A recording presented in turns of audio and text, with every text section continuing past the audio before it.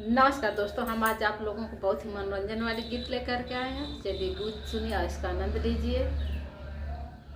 दोस्तों, अभी तक हमारा पूरा स्वास्थ्य ठीक नहीं है और खड़े होकर गा ही नहीं पाते हैं, इसलिए बैठ कर गाते हैं।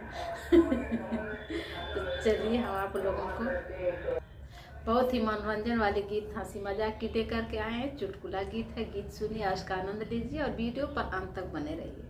जब आप पूरा गाना सुनेंगे ना, तभी आप लोगों को पूरा आनंद आएगा। तो चलिए गीत सुनिए और इसका आनंद लीजिए।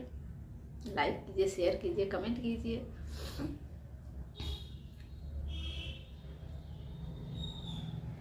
काली तोहार जुल्फी रसीली तोहार अखिया, ए राजा कैसे लागल नजरिया। काली तोहार जुल्फी रसीली तोहार अखिया, काली तोहार जुल्फी रसीली तोहार अखिया, ए राजा कैसे लागल नजरिया, ए राजा कैसे लागल नजरिया। मचिया ही बैठली सासू बढ़ई तीन, मचिया ही बैठल सासू बढ़ई तीन, ए सासू तनी उतार दे तू नजरिया, ए सासू तनी उतार दे तू नजरिया।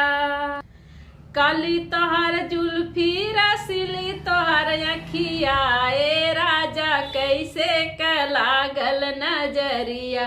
काली तोहार जुल्फी रसीली तोहार अखिया, काली तोहार जुल्फी रसीली तोहार अखिया, ए राजा कैसे लागल नजरिया। मचिया ही बैठली नानद बढ़ई तीन, मचिया ही बैठली नानद बढ़ई तीन, ए नानद तनी उतार दे तू नजरिया, ए नानद तनी उतार दे तू नजरिया।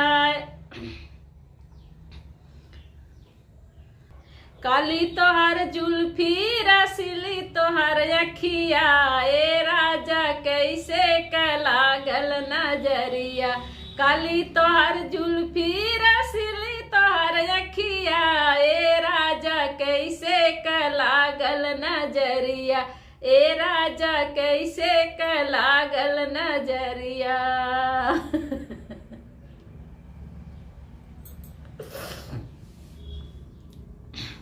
तो दोस्तों, गीत अच्छी लगी ना तो लाइक कीजिएगा। फिर मिलेंगे अगले गीत में, तब तक के लिए बाय बाय।